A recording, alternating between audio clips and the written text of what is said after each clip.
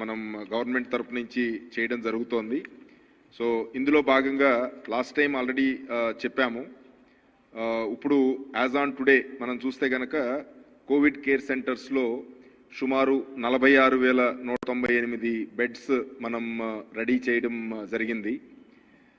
Quarantine centres మనందరికీ తెలిసిందే కొంత తగ్గుతాయి, ఎందుకంటే బయట నుంచి వచ్చే స్టేట్స్ సంబంధించి క్వారంటైన్ రెస్ట్రిక్షన్స్ మనం తీసేసాం కాబట్టి కొంత తగ్గుతుంది.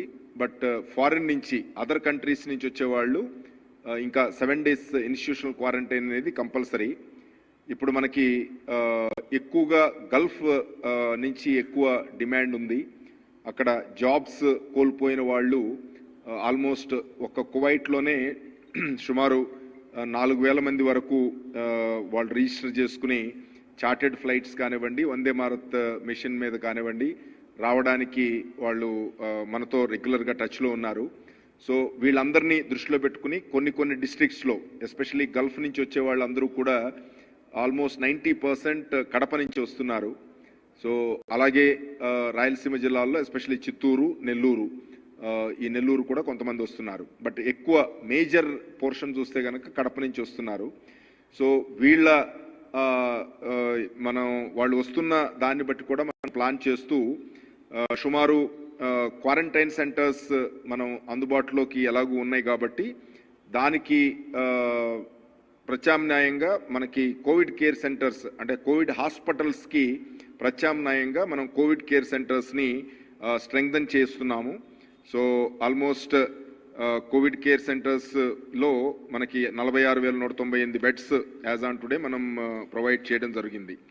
సో అలాగే వీటినన్నింటినీ కూడా ఇంకా స్ట్రెంగ్థన్ చేయడానికి ఆల్మోస్ట్ ఒక్కొక్క జిల్లాలో కనీసం 5,000 ఉండేటట్టు చేయడానికి ప్రతి జిల్లాలో కూడా ఫర్దర్గా యాక్షన్ తీసుకోవడం జరుగుతోంది. కొన్ని జిల్లాల్లో ఆల్రెడీ ఇప్పటికే వెస్ట్ గోదావరిలోను అలాగే ఈస్ట్ గోదావరి, చిత్తూరు ఇక్కడ already 5,000 beds capacity already reach అయ్యారు. మిగతా జిల్లాల్లో 3,000, 4,000 ఆ రేంజ్లో ఉన్నారు. సో ఈ జిల్లాల వాళ్ళను కూడా ఉన్న కేసులు ఉధృతిని దృష్టిలో పెట్టుకుని ఈ కోవిడ్ కేర్ సెంటర్స్లో బెడ్స్ 5,000 వరకు తీసుకురావడానికి ప్రయత్నం చేస్తున్నారు. అన్ని ప్రెమిసెస్ ఐడెంటిఫై చేసి డీసెంట్ ఫెసిలిటీస్ ఉన్నాయి. అంటే మనం ఏదో ఒక ప్రెమిసెస్లు చాలా చేయొచ్చు, but at least toilets, water supply, అలాగే అదర్ ఎలక్ట్రిసిటీ అన్ని రకాల ఫెసిలిటీస్ ఉన్న సెంటర్స్ని ఐడెంటిఫై చేయడం జరుగుతోంది. ఈ ఎంటైర్ ఎక్సర్సైజ్కి టీమ్ను కూడా స్ట్రెంగ్థన్ చేస్తూ గవర్నమెంట్ ఆదేశాలు ఇచ్చింది, మీ అందరికీ తెలుసు. ఒకటి రాజమౌళి, ఏవి రాజమౌళి ఐఏఎస్ ఆఫీసర్ని మనకి ఇక్కడ Covid hospitals, state and district Covid hospitals వాటిల్లో ఫెసిలిటీస్ కానివ్వండి, ప్రిపేర్డ్నెస్ కానివ్వండి, both medical, non medical activity point of వ్యూలో ఫోకస్డ్గా రివ్యూ చేసుకోవడానికి, ఫాలోఅప్ చేయడానికి పెట్టడం జరిగింది. అలాగే స్టేట్ కంట్రోల్ రూమ్, అంటే నేను స్టేట్ కంట్రోల్ రూమ్ నోడల్ ఆఫీసర్గా చేస్తున్నాను. నాతో పాటు టీమ్ని స్ట్రెంగ్థన్ చేసుకోవడానికి Arja Srikanth IRTS officer, CEO AP skill development corporation CEO, అలాగే కన్నబాబు మన special commissioner disaster management. So వీళ్ళిద్దరూ కూడా క్వారంటైన్ సెంటర్సు, సిసిసి మన కోవిడ్ కేర్ సెంటర్సు మేనేజ్మెంట్లో అంటే బేసిక్గా మెయింటెనెన్స్ ఫీడ్బ్యాక్ తీసుకుని ఎప్పటికప్పుడు ఆ టీమ్స్ని అలర్ట్ చేస్తూ యాక్టివేట్ చేయడానికి, మనకి హెల్ప్ చేయడానికి ఈ టీంని ఫామ్ చేస్తూ గవర్నమెంట్ ఆదేశాలు ఇచ్చింది. అలాగే అన్ని జిల్లాల్లో కూడా జాయింట్ కలెక్టర్ డెవలప్మెంట్, ఇప్పుడు మనందరికీ తెలుసు ప్రతి జిల్లాలో కూడా 3 జాయింట్ కలెక్టర్స్ని మనం నియమించి వాళ్ళకి సబ్జెక్ట్స్ అలొకేషన్ చేయడం జరిగింది. Health subject joint collector development ప్రతి జిల్లాలో చూస్తున్నారు కాబట్టి జాయింట్ కలెక్టర్ డెవలప్మెంట్ని రెస్పాన్సిబుల్గా చేసి ఈ కోవిడ్ కేర్ సెంటర్స్ కానివ్వండి, క్వారంటైన్ సెంటర్స్ కానివ్వండి, హాస్పిటల్స్ కానివ్వండి, ఈ 3 కూడా వాళ్ళకి ఈచ్ యాక్టివిటీకి డిస్ట్రిక్ట్ నోడల్ ఆఫీసర్స్ ఉంటారు. బట్ ఓవరాల్ కంట్రోల్ కంపల్సరీగా జాయింట్ కలెక్టర్స్ డెవలప్మెంట్ని రెస్పాన్సిబుల్ చేయడం జరిగింది. ముఖ్యమంత్రి గారు స్పష్టమైన ఆదేశాలు ఇచ్చింది. ప్రతి సెంటర్లో కూడా ఇన్మేట్స్కి సౌకర్యం కోసం ఒక పెద్ద సైజ్ ఫ్లెక్సీ బోర్డ్స్తో 1902 ఒక call centre, dedicated call centre 1902 మనకు ఆల్రెడీ పాపులర్ కాల్ సెంటరు. ఇందులో మనం కోవిడ్ సంబంధించి సెపరేట్గా ఇదివరకు ఎసెన్షియల్ కమోడిటీస్ ఎలా అయితే మనం సెపరేట్గా సబ్జెక్ట్స్ పెట్టి అది మానిటరింగ్ మనం ఎలా అయితే చేశామో అదే రకంగా 1902లో ఒక 9 ఐటమ్స్ సబ్జెక్ట్స్ లాగా పెట్టి ఆ పర్టికులర్ ఐటమ్స్ మీద అంటే క్వారంటైన్ సెంటర్ కానివ్వండి, కోవిడ్ కేర్ సెంటర్ కానివ్వండి, హాస్పిటల్ కానివ్వండి, వాటిల్లో medical facilities, non medical facilities అంటే అక్కడ శానిటేషన్ గురించి సమస్యలు కానివ్వండి, డ్రింకింగ్ వాటర్ సమస్యలు కానివ్వండి, food quality, quantity, timely supply కానివ్వండి, అలాగే టాయిలెట్స్ మెయింటెనెన్స్ కానివ్వండి, వీటికి సంబంధించి అలాగే మెడిసిన్స్ అంటే క్వాలిటీ మెడిసిన్స్ వాళ్ళకి అందుబాటులోకి ఉన్నాయా లేదా, రెగ్యులర్గా సప్లై అవుతోందా లేదా, అంటే medicines only Covid related immunity బూస్టింగే కాకుండా చాలామంది కోవిడ్ పేషెంట్స్ వచ్చినప్పుడు వాళ్ళకి కోమార్బిడిటీస్ ఉంటాయి, వాళ్ళకి జనరల్ కొన్ని ప్రీవియస్ హిస్టరీ, మెడికల్ హిస్టరీ ఉంటుంది. వాటిని కూడా దృష్టిలో పెట్టుకుని వాళ్ళకి కావలసిన మెడిసిన్స్ అందుబాటులోకి పెట్టడానికి ఏర్పాటు జరిగిందా లేదా అనేది ఫీడ్బ్యాక్ తీసుకోవడం. అలాగే సెంటర్ ఇన్ఛార్జ్ అంటే సెంటర్ ఇన్ఛార్జ్ కనుక అక్కడ ఉండి అక్కడ కనుక ఎప్పటికప్పుడు వాళ్ళకి అందుబాటులో ఉంటే కనుక ఎవరు 1902 కాల్ చేయాల్సిన అవసరమే లేదు.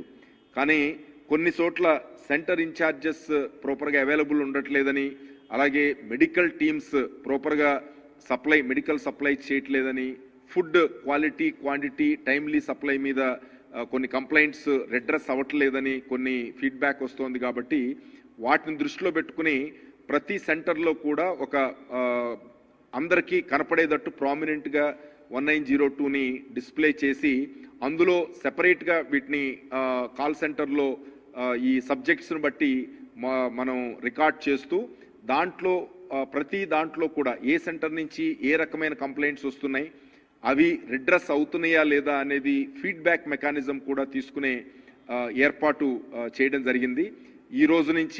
ఈరోజు మధ్యాహ్నం నుంచి, ఎందుకంటే ఈ 1902లో కోవిడ్కి స్పెషల్గా మామూలుగా రెగ్యులర్ కాల్స్లో గనక కలిసిపోతే గనక మనం తర్వాత దాన్ని మానిటర్ చేయడం కష్టమవుతుంది. కాబట్టి దీనికి డెడికేటెడ్గా ఈ 9 సబ్జెక్ట్స్ మీద ఇచ్చి సెపరేట్గా ప్రోగ్రామ్ డిజైన్ చేయడం జరిగింది. సో అది ఈరోజు మనం యాక్టివేట్ చేశాము. ఎవరైనా ఇన్మేట్స్ ఇదేంటంటే బయట నుంచి కాల్ చేయడానికి కాదు, అక్కడ ఎవరైతే అడ్మిట్ అయ్యారో వాళ్ళకి సౌలభ్యం కోసం, ఎందుకంటే బయట నుంచి ఏదో రకరకాల ఇన్ఫర్మేషన్లతో ప్రాపర్ ఫీడ్బ్యాక్ లేకోకుండా రకరకాల కంప్లైంట్ చేయడం మంచి పద్ధతి కాదు. ఇన్మేట్స్కి వాళ్ళు ఎలా ఫీల్ అవుతున్నారు, ఒకటి వాళ్ళు వచ్చినప్పుడు వాళ్ళని రిసీవ్ చేసుకోవడం కానివ్వండి, వెల్కమ్ కిట్ ఇవ్వడం కానివ్వండి, అలాగే వాళ్ళకి సంబంధించిన ఫుడ్ కానివ్వండి, శానిటేషన్ కానివ్వండి, మెడికల్ అదర్ ఫెసిలిటీస్ కానివ్వండి, వీటికి రెస్పాన్స్ ఎలా ఉందనేది వాళ్ళు ఇన్మేట్స్ నుంచి కనుక వస్తే కనుక అది క్వాలిటీ ఫీడ్బ్యాక్ ఉంటుందనే ఉద్దేశంతో ఇది ఇన్మేట్స్కి ఇస్తున్న ఫెసిలిటీ. సో అది బాధ్యతాయుతంగా ఉపయోగించుకోవాల్సిందిగా మేము రిక్వెస్ట్ చేస్తున్నాము. ఎందుకంటే ఈ మేజర్ ఫీడ్బ్యాక్ ఎక్కువ కనుక రిపీటెడ్గా కంప్లైంట్స్ వస్తే కనుక చాలా స్ట్రిక్ట్ డిసిప్లినరీ యాక్షన్ తీసుకోమని ముఖ్యమంత్రి గారు ఆదేశాలు ఇచ్చారు. సో కొంతమంది మనం చాలా సీరియస్ యాక్షన్ కూడా తీసుకోవాల్సి వస్తుంది, సస్పెన్షన్స్ దాకా వెళ్లాల్సి వస్తుంది. అందుకని ఎవరైనా ఇన్మేట్స్ నిజంగా వాళ్ళు జెన్యూన్గా అక్కడ ప్రాబ్లం ఉంటే తప్పకుండా చేయండి. బట్ ఇర్రెస్పాన్సిబుల్ కాలింగ్ అనేది ఎవరికి కూడా మంచిది కాదు. సో అది ఒకసారి రిక్వెస్ట్ చేస్తున్నాం. సో ఈ ఫెసిలిటీ ఈ రోజు నుంచి అందుబాటులోకి తీసుకొస్తున్నాం. దీన్ని మరింత మెరుగుపరిచి ఫీడ్బ్యాక్ వాళ్ళు మనకి చేసే పద్ధతే కాకుండా మనం కూడా వాళ్ళని ఎప్పటికప్పుడు ఎంక్వైరీ చేస్తూ ఉండాలనేది ముఖ్యమంత్రి గారు సూచించారు. సో దాన్ని దృష్టిలో పెట్టుకుని స్టేట్ కంట్రోల్ రూమ్లో అంటే స్కిల్ డెవలప్మెంట్ కార్పొరేషన్లోను అలాగే మన స్టేట్ కంట్రోల్ రూమ్లో కూడా టీమ్స్ని పెట్టి క్వారంటైన్ సెంటర్సు కోవిడ్ కేర్ సెంటర్స్లో ప్రతి సెంటర్ని కూడా ప్రతిరోజు ర్యాండమ్గా 6 మెంబర్స్ని 5 to 6 మెంబర్స్ దగ్గర నుంచి ఫిజికల్గా కాల్ చేసి అక్కడ ఈ పర్టికులర్ ఐటమ్స్లో మనం ఏదైతే 7 ఐటమ్స్ మనం ఇంతకుముందు డిసైడ్ చేసుకున్నామో అంటే food, sanitation, drinking water supply, అలాగే వాష్రూమ్స్ మెయింటెనెన్స్, క్వాలిటీ, వీటి మీద. సో వీటి మీద ఫిక్స్డ్గా మనం రిపోర్ట్ తీసుకోవడానికి ఆర్గనైజ్ చేశాము. ప్రతిరోజు ప్రతి సెంటర్లో అది టోటల్గా ఈ అన్ని ఐటమ్స్ మీద కూడా మనం ఫీడ్బ్యాక్ తీసుకుంటున్నాము. ఈ ఫీడ్బ్యాక్లో ఏదైతే బ్యాడ్ క్వాలిటీ అనేది వచ్చిందో అది శానిటేషన్ మీద అయి ఉండొచ్చు, వాటర్ సప్లై మీద అయి ఉండొచ్చు, ఫుడ్ అయి ఉండొచ్చు, రకరకాల రీజన్స్, మెడికల్ మనకి మెడిసిన్స్ అవి అందుబాటులోకి తీసుకురావట్లేదు అనేది అయి ఉండొచ్చు. ఈ రకమైన ఏ ఫీడ్బ్యాక్ వచ్చినా సరే ఇమీడియట్గా కన్సర్న్డ్ కలెక్టర్కి, జాయింట్ కలెక్టర్కి ఇది పంపించే ఏర్పాటు చేయడం జరిగింది. ప్రతి సెంటర్లో కూడా ప్రతిరోజు 5 to 6 మెంబర్స్ ర్యాండమ్ ఫీడ్బ్యాక్ మేము డైరెక్ట్గా కాల్ చేసి తీసుకునే ఏర్పాటు చేశాము. డెఫినెట్లీ ముఖ్యమంత్రి గారు చాలా దీని మీద సీరియస్గా ఉన్నారు. ఏ రకమైన అంటే కొంత ఫీడ్బ్యాక్స్ జనరల్గా మ్యాక్సిమం నెంబర్ ఆఫ్ సెంటర్స్ మనం చేస్తున్నప్పుడు కొన్ని సెంటర్స్లో ఈ రకమైన స్లాక్నెస్ మనకు కనపడుతోంది.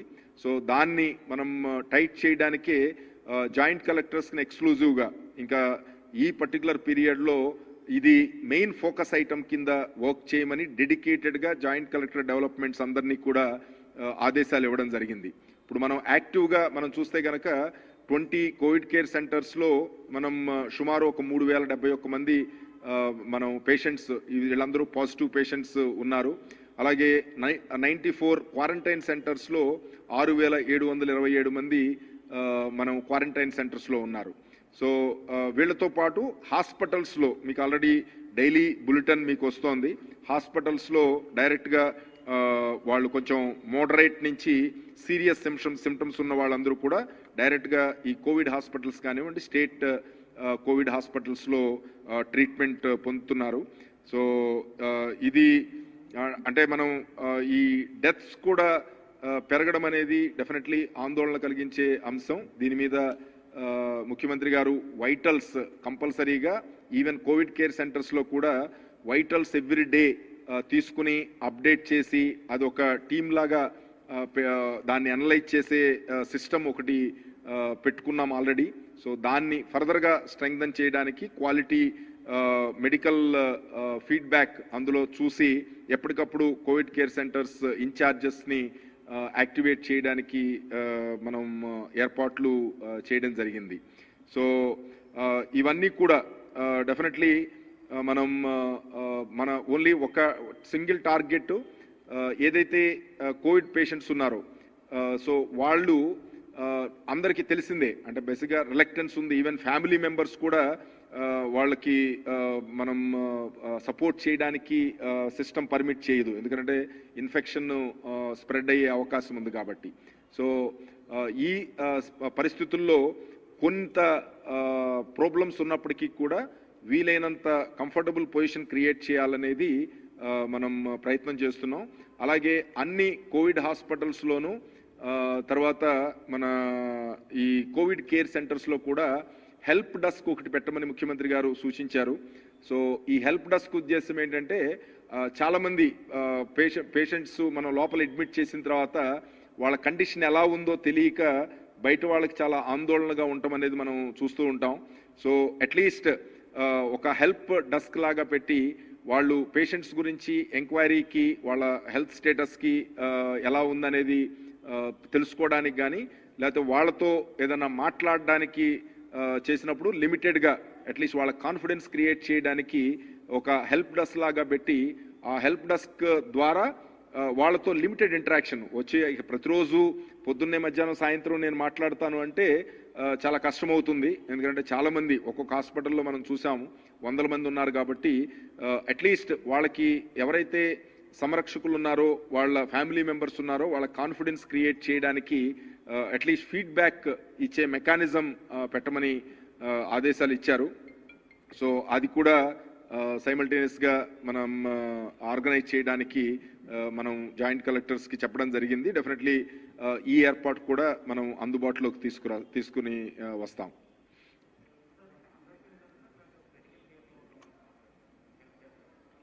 అంటే అదే ఎవరైతే వాళ్ళ ఇన్ఫర్మేషన్ వీళ్ళకి రావట్లేదో, అంటే క్రిటికల్ కేర్ కానివ్వండి, అది బేసిక్గా ఐసీయూస్ కానివ్వండి, లేకపోతే కనుక వాళ్ళు ఫోన్ అందుబాటులోకి లేక వాళ్ళు లోపల వాళ్ళతో మాట్లాడలేని పరిస్థితి ఉన్నప్పుడు, నార్మల్గా ఎసిమ్టమాటిక్ పేషెంట్స్ కానీ మీన్స్ నార్మల్గా మైల్డ్ సిమ్టమ్స్ ఉన్న వాళ్ళకి ఏం ప్రాబ్లం లేదు. వాళ్ళు అందరూ ఇప్పుడు ఇవాళ రేపు అందరికీ ఫోన్లు ఉన్నాయి. సో ఫోన్లో వాళ్ళు టచ్లోనే ఉంటారు. కొంచెం కాస్త సీరియస్ సిమ్టమ్స్ ఉన్న వాళ్ళు ఫోన్ మోస్ట్లీ వాళ్ళకి అందుబాటులో లేకపోయి ఉండొచ్చు. ఎందుకంటే వాళ్ళు పద్దాక మాట్లాడిన ప్రాబ్లం అనే ఉద్దేశంతో ఆ ఫోన్ సెపరేట్గా పెడుతూ ఉంటారు.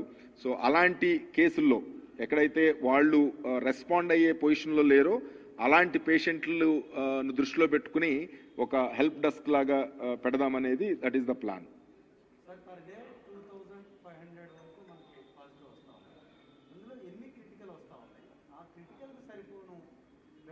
కన్స్ట్రక్షన్ రంగాలలో దశాబ్దపు అనుభవంతో కస్టమర్ల మరియు శ్రేయోభిలాషుల మన్ననలను నమ్మకాన్ని గెలుపొందిన సంస్థ విఆర్ఆర్ కన్స్ట్రక్షన్స్. నాణ్యతకు నమ్మకానికి మారుపేరు VRR constructions. Independent houses, apartments, villas అన్ని రకాల హంగులతో అలరించే అద్భుతమైన వెంచర్స్ తో పాటు అందరికీ అందుబాటు ధరలో సొంత ఇంటి కలను సాకారం చేసే నమ్మకమైన సంస్థ VRR constructions. Please visit VRR Constructions, Varatex Plaza near Radhika Theatre, ECL X Road, Hyderabad. Call to 9100885551 9100885551.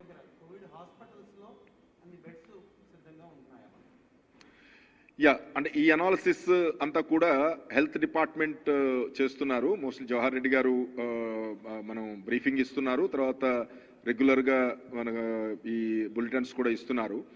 So అంటే ఓవరాల్గా మనం ఏంటంటే పీక్ అంటే ఆగస్ట్ స్టార్టింగ్లో కొన్ని జిల్లాలు, అలాగే ఆగస్ట్ ఎండింగ్లో కొన్ని జిల్లాలు పీక్ వస్తాయి అనేది ఇవన్నీ కూడా డెఫినెట్గా మన ఎస్టిమేట్స్. అంటే సపోజ్ కొన్ని ఫేమస్ ఇన్స్టిట్యూట్స్ వాళ్ళు ఇచ్చిన బేసిస్ మీద మనం మ్యాథమెటికల్ మోడల్స్ రన్ చేసి చెప్తూ ఉంటాము.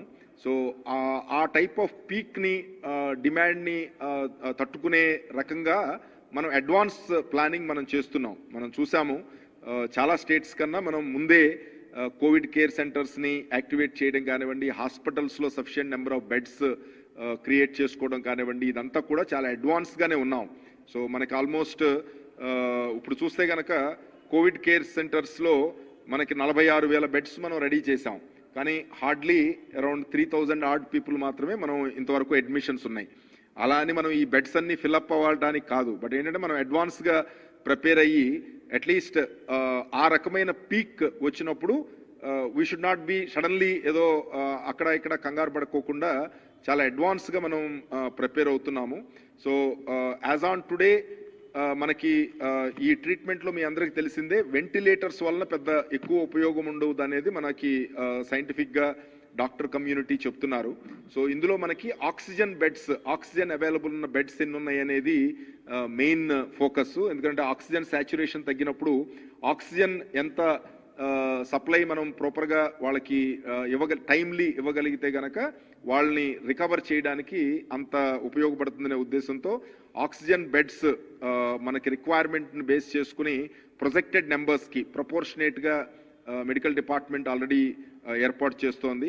సో ఇప్పుడు ఆల్రెడీ మనకి విజయరామరాజు ఉన్నారు, ఆల్రెడీ చేస్తున్నారు, మల్లికార్జున్ ఉన్నారు, వాళ్ళతో పాటు రాజమౌళి గారిని కూడా అడిషనల్గా ఇవ్వడం జరిగింది. సో వీళ్ళందరూ కూడా ఈ పర్టికులర్ ఒకటి మెడికల్ ఎక్విప్మెంట్ ప్రాపర్గా ఉండేటట్టు, మెడికల్ సప్లైస్ సకాలంలో వచ్చేటట్టు, అలాగే ఆక్సిజన్ బెడ్స్ కానివ్వండి, ICU and critical care facilities కానివ్వండి, ఇవి ప్రాపర్గా వచ్చేటట్టు ఆల్రెడీ ముఖ్యమంత్రి గారు స్పెషలిస్ట్ సర్వీసెస్ను కూడా ఆల్మోస్ట్ 17,000 మంది స్పెషలిస్టుల్ని ఐఎంఏ దగ్గర నుంచి రిజిస్టర్ చేసుకుని వాళ్ళ సర్వీసెస్ కూడా అవసరమైనప్పుడు తీసుకోవడానికి ఆల్మోస్ట్ 1,50,000 రూపాయలు మనం వాళ్ళకి ఆనరేయం అనివ్వండి, మనం వాళ్ళకి ఇచ్చే రెమ్యూనరేషన్ అని కానివ్వండి, ఏదైనా సరే. సో అలా అది కాకోకుండా స్టాఫ్ నర్సులు, బోత్ స్టాఫ్ నర్సులు అలాగే స్పెషలిస్టులు కూడా మనకి IMA సపోర్ట్ తీసుకుని సఫిషియంట్ నెంబర్ మనం ముందే అడ్వాన్స్గా ప్రిపేర్డ్గా ఏర్పాటు చేస్తున్నాం. అలాగే కావాల్సిన బెడ్స్ కానివ్వండి, అదర్ ఫెసిలిటీస్ కానివ్వండి ఏర్పాటు చేసి మనం టోటల్గా ఎంటైర్ మెషినరీని సమాయత్తం చేయడం జరుగుతోంది. So definitely we are confident. ఇప్పుడున్న క్యాలిక్యులేషన్స్ ప్రకారం, ఇప్పుడున్న జనరల్ అసెస్మెంట్ ప్రకారం we are far ahead in planning.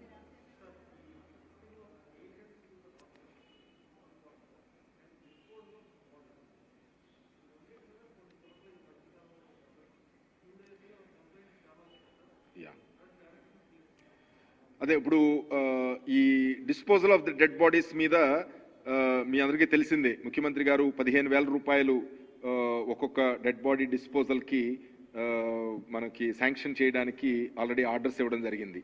So but ఒక్క డబ్బులే కాదు, ఇదేంటంటే ఈవెన్ ఫ్యామిలీ మెంబర్స్ కూడా ముందుకు రాని పరిస్థితి ఉంది ఇప్పుడు ఆల్మోస్ట్ కొన్ని కేసుల్లో మనం చూస్తే గనక.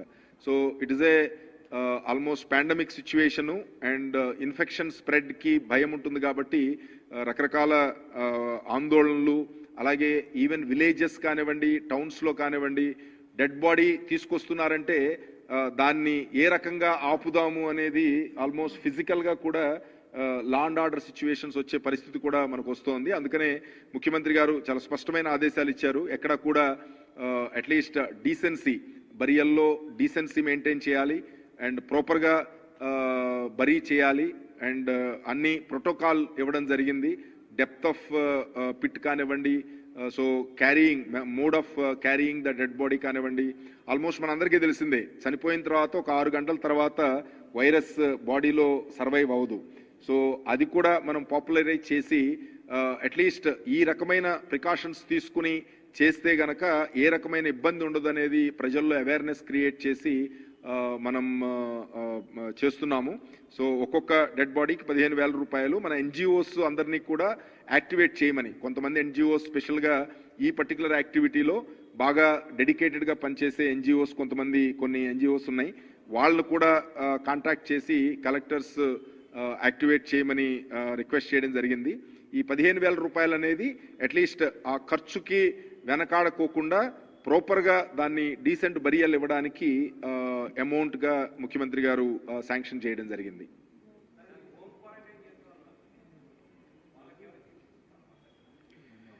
హోమ్ క్వారంటైన్ అంటే ట్రయాజ్ ఫెసిలిటీ పెట్టడం జరిగింది. సో అందులో వీళ్ళు రిపోర్ట్ చేసిన తర్వాత అక్కడ ఉన్న మెడికల్ టీము వాళ్ళు కనుక హోమ్ క్వారంటైన్కి ప్రాబ్లం లేదు, అసిమ్టమాటిక్గా ఉన్నారు, చాలా మైల్డ్ సిమ్టమ్స్ ఉన్నాయి, అది వాళ్ళు ప్రాపర్ కేర్తో వాళ్ళు మేనేజ్ చేయగలరు, వాళ్ళ దగ్గర ఇండిపెండెంట్గా ఒక రూము వీళ్ళకి డెడికేటెడ్గా ఇవ్వడానికి ఆ ఫెసిలిటీ ఉంది అని సాటిస్ఫై అయిన తర్వాత హోమ్ కేర్ ఫెసిలిటీ ఇస్తాం జరుగుతోంది. ఆ హోమ్ కేర్ ఇచ్చిన వాళ్ళకి డెఫినెట్లీ మెడికల్, మీరు ఆల్రెడీ కిట్ చూసే ఉంటారు, సో మెడికల్ కిట్ కూడా ఇవ్వమని ఆదేశాలు ఇచ్చారు. ఇది మెడికల్ డిపార్ట్మెంట్ కోఆర్డినేట్ చేస్తోంది. సో ఆల్మోస్ట్ ఇప్పుడు లేటెస్ట్ ఇది చూస్తే కనుక ప్రైమరీ కాంటాక్ట్స్ కానివ్వండి, సెకండరీ కాంటాక్ట్స్ కానివ్వండి, హోమ్ క్వారంటైన్ వైపే మొగ్గు చూపుతున్నారు. ఇప్పుడు ఆల్మోస్ట్ ఇదివరకు అన్నంత ఎవరో ఒక పాజిటివ్ రాగానే ఆ ఏరియా అంతా గొడవగా అయిపోవడం, వీళ్ళని ఎట్టి పరిస్థితుల్లో మీరు హాస్పిటల్కి తీసుకెళ్ళిపోండి, మీరు ఇక్కడ ఉండొద్దు అనే రకమైన అట్మాస్ఫియర్ చాలా చేంజ్ అయింది. సో ఆల్మోస్ట్ ఇప్పుడు స్ప్రెడ్ అవుతోంది కాబట్టి ప్రతి వాళ్ళకి ఆ పెయిన్ తెలుస్తోంది. ఎందుకంటే ఇప్పుడు ఆల్మోస్ట్ మనకు తెలిసిన ఫ్యామిలీస్లో, ఫ్రెండ్స్లో ఎవరో ఒకళ్ళకి పాజిటివ్ రావడం, వాళ్ళు మనం ఇంటికాడే సేఫ్గా ఉంటాము అనే రకమైన అభిప్రాయం ఉండడం, ఇవన్నీ చూసిన తర్వాత ప్రజల్లో కూడా డెఫినెట్లీ చాలా మార్పు వచ్చింది. మనం ఏదన్నా అవగానే ఏదో ఒక్క కేసు రాగానే మొత్తం అదంతా బ్యారికేడ్ చేసేసి ఆ ఏరియా అంతా కంటైన్మెంట్ జోన్ చేసి అలా కాకుండా ఓన్లీ మేజర్ స్ప్రెడ్ ఉన్నప్పుడు మాత్రమే ఆ పర్టికులర్ ఏరియాని కంటైన్మెంట్ జోన్గా డిక్లేర్ చేయడం. 1 or 2 కేసెస్ ఉన్నప్పుడు వాళ్ళని హోమ్ ఐసోలేషన్లో ఉండే పరిస్థితి ఉంటే గనక అక్కడ హోమ్ ఐసోలేషన్లోనే ఉండడం, లేకపోతే గనక కోవిడ్ కేర్ సెంటర్ కానీ హాస్పిటల్స్ కానీ తీసుకెళ్లి ఏర్పాటు చేయడం జరుగుతోంది. సో ఇప్పుడు రీసెంట్గా మనం చూస్తే కనుక ఈ హోమ్ క్వారంటైన్కి హోమ్ ఐసోలేషన్కి అట్లీస్ట్ కమ్యూనిటీ నుంచి రెసిస్టెన్స్ బాగా తగ్గింది.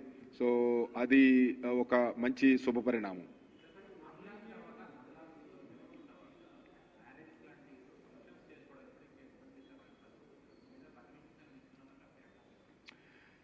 అంటే మ్యారేజీ డెత్ ఈ రెండు కూడా మనం నెంబర్స్ మనం ఆల్రెడీ MHA గైడ్ లైన్స్ ఇచ్చారు. సో డెత్ కేసులో అయితే కనుక 20 మెంబర్స్ కన్నా ఎక్కువ గుమ్మికూడొద్దు. అంటే ఇది బేసిక్గా ఇదంతా కూడా కంటైన్మెంట్ స్ప్రెడ్ అవాయిడ్ చేయడానికి, సో ఎవరిని ఇబ్బంది పెట్టడానికి కాదు. అలాగే మ్యారేజ్కి 50 మెంబర్స్. సో ఈ రెస్ట్రిక్షన్స్ కంటిన్యూ అవుతాయి. ఎందుకంటే ఇప్పుడు చాలా మనమే చూస్తున్నాం, ఆల్మోస్ట్ 10%. ఇప్పుడు మనం టెస్టులు చేస్తున్న దాంట్లో 10% పాజిటివిటీ రేట్ ఉంటుంది. So this is not a small thing. మనం ఆల్మోస్ట్ 1% నుంచి స్టార్ట్ అయ్యాం. ఇప్పుడు ఆల్మోస్ట్ ఈ అన్లాక్ ఎఫెక్ట్తో ఆల్మోస్ట్ 10%కి వచ్చేసాం. So this not a happy situation. So definitely అంటే మనకి చాలా అందరూ సమక్షంలో, అందరూ రిలేటివ్స్ ఫ్రెండ్స్ సమక్షంలో పెళ్లిళ్ళు చేయాలి, అదంతా కూడా ప్రతి వాళ్ళకి ఉంటుంది. కానీ ఇప్పుడు మనకున్న పరిస్థితుల దృష్ట్యా ఆ డిసిప్లిన్ కంపల్సరీగా ఉండాలి. అండ్ ఎక్కడైనా సరే ఎక్స్ట్రా మెంబర్స్ గుమికూడితే కనుక డెఫినెట్లీ పోలీస్ యాక్షన్ ఉంటుంది. పోలీస్ ఆఫీసర్స్ని చాలా క్లియర్గా డైరెక్షన్స్ ఇవ్వడం జరిగింది. సో ఏ రకమైన ఈ టైప్ ఆఫ్ గ్యాదరింగ్స్ మనం పర్మిటెడ్ నెంబర్ కన్నా ఎక్కువ లేకోకుండా కంపల్సరీగా మెయింటైన్ చేయమని. అందుకనే అందులోనే మనం 3 కేటగిరీస్గా అందులో డివైడ్ చేసాం. వీళ్ళు ఎప్పుడైతే కాల్ చేస్తారో అది క్వారంటైన్ సెంటరా, ఫస్ట్ కంప్లైనెంట్ దగ్గర నుంచి మీరు క్వారంటైన్ సెంటర్లో ఉన్నారా, కోవిడ్ కేర్ సెంటర్లో ఉన్నారా, హాస్పిటల్లో ఉన్నారా, అది ఫస్ట్ ఫీడ్బ్యాక్ తీసుకుంటారు. దాని తర్వాత ఏ సెంటరు, అంటే ఒకే మండలంలో 2-3 సెంటర్లు ఉండొచ్చు. సపోజ్ ఎస్పెషల్లీ క్వారంటైన్ సెంటర్స్ అయితే 2-3 ఉండొచ్చు, హాస్పిటల్స్ 1-2 ఉండొచ్చు. సో అందుకని ఇది బేసిక్గా మండల్ వైజ్. ఫస్ట్ మండలానికి వెళ్ళిన తర్వాత మండలం నుంచి ఈ సెంటర్స్కి వెళ్ళి ఆ సెంటర్లో మోర్ దాన్ 1 సెంటర్ ఉంటే కనుక ఏ సెంటర్ నుంచి అనేది పికప్ చేసి, ఇందుకనే బాగా టైం పడుతోంది. ఎందుకంటే ఇది కంప్లీట్గా రీడిజైన్ చేయాల్సి వచ్చింది మన అప్లికేషను. ప్లస్ ఇందులో మన ప్రాబ్లం కూడా ఏమొచ్చిందంటే కోవిడ్ హాస్పిటల్స్ చాలా వరకు మనం ప్రైవేట్ హాస్పిటల్స్ కూడా మనం తీసుకున్నాం. సో యాజ్ ఆన్ టుడే మన స్పందనలో user name password only government ఎంప్లాయీస్కి మాత్రమే ఉంది. సో ఇప్పుడు ప్రైవేట్ హాస్పిటల్ తీసుకున్నప్పుడు హాస్పిటల్ ఇన్ఛార్జి, అంటే అక్కడున్న సూపరింటెండెంట్ కానీ RMOని కానీ మనం ఇన్ఛార్జిగా పెట్టాం. సో వాళ్ళకి మన సిస్టంలో యాక్సెస్ లేదు. సో అందుకని ఇవన్నీ చేయడానికి కొంత టైం పట్టింది. అండ్ నెక్స్ట్ 1 or 2 డేస్లో ఇప్పుడు as on today only government employees వరకే మనం వెళ్ళేటట్టు పెట్టాము. అండ్ ఎక్కడైతే గవర్నమెంట్ ఎంప్లాయీ లేకుండా ప్రైవేట్ అతను ఉన్నారో అది కన్సర్న్ తహసీల్దార్కి వెళ్ళేటట్టు పెట్టాం, లాస్ట్ మైల్ ఫంక్షనరీ. తహసీల్దార్ అక్కడ వాళ్ళతో కోఆర్డినేట్ చేసి అది ఇష్యూ రిడ్రెస్ అయ్యి యాక్షన్ టేకెన్ రిపోర్ట్ అప్డేట్ చేసేటట్టు మనం పెట్టడం జరిగింది. సో ఈ అన్ని కంప్లైంట్స్ కూడా వితిన్ అవర్స్లోనే రిజాల్వ్ అవ్వాల్సినవి. ఎందుకంటే ఫుడ్ క్వాలిటీ కానివ్వండి, ఏదైనా కాంట్రాక్టర్ని ఎక్కడైనా సరే రిమూవ్ చేయడానికి ఏ రకంగా వెనకాడొద్దు. ఉన్న బెటర్ ఫెసిలిటీ మనం ఆల్మోస్ట్ రీజనబుల్ డీసెంట్ అమౌంట్ ఇస్తున్నాం కాబట్టి బెటర్ ఫెసిలిటీ క్రియేట్ చేసే వాళ్ళని ఇమ్మీడియట్గా బ్యాకప్ పెట్టుకోమని ఆల్రెడీ కలెక్టర్స్ అందరికీ కూడా స్పష్టంగా చెప్పడం జరిగింది.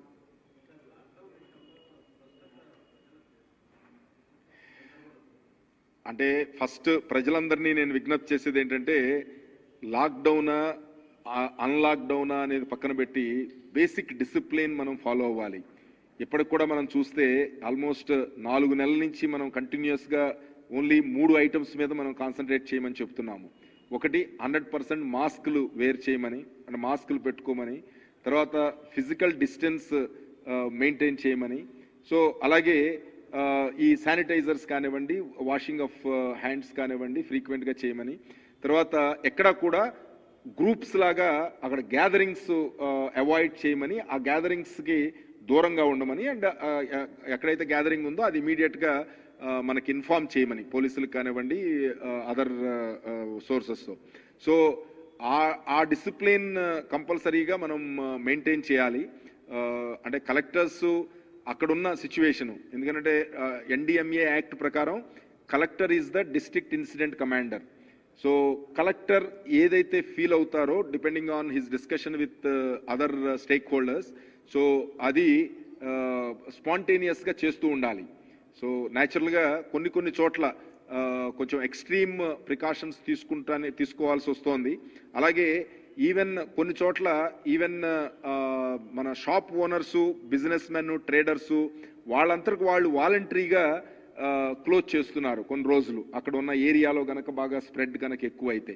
సో మనం ముఖ్యమంత్రి గారు చెప్పింది 25 కేసెస్ కన్నా ఎక్కువ ఉన్న ఏరియాని కంటైన్మెంట్ జోన్ కింద డిక్లేర్ చేసి అక్కడ స్ట్రిక్ట్ మానిటరింగ్ చేయమని ఆదేశాలు ఇచ్చారు. సో అదే తక్కువ కేసెస్ ఉన్న చోట ఆ పర్టికులర్ కేసులు ఉన్న ఏరియాని, ఆ హౌస్ని కానివ్వండి, ఆ పర్టికులర్ అపార్ట్మెంట్ని కానివ్వండి, వాటి మీద కాన్సన్ట్రేట్ చేయమని చెప్పడం జరిగింది. సో కొంత ఇన్కన్వీనియన్స్ ఉంటుంది, బట్ అల్టిమేట్లీ మన అందరం సర్వైవ్ అవ్వాలంటే గనక అందరం ఒక బేసిక్ నియమావళికి కట్టుబడి ఉంటేనే మన అందరం సర్వైవ్ అవ్వగలం. సో అది అర్థం చేసుకోవాల్సిందిగా రిక్వెస్ట్ చేస్తున్నాం. Thank you. Serenity model high school విద్యార్థులకు అమ్మఒడి, సామాన్యులకు అందుబాటులో ఉన్న బడి సెరెనిటీ. మేడ్చల్ జిల్లాలో మేటిగా నిలిచి సాటిలేని ఫలితాలను సాధిస్తున్న #1 స్కూల్ సెరెనిటీ. మా ప్రత్యేకతలు: ప్రతి విద్యార్థి పట్ల వ్యక్తిగత శ్రద్ధ, activity based learning and digital class rooms, computer lab, 100% ఫలితాలు, sports and cultural activities, yoga, abacus మరియు Vedic maths education. Please visit Serenity Model High School, Nagaram. Admissions are in progress. Call 040-271-46899 and 040-271-48699.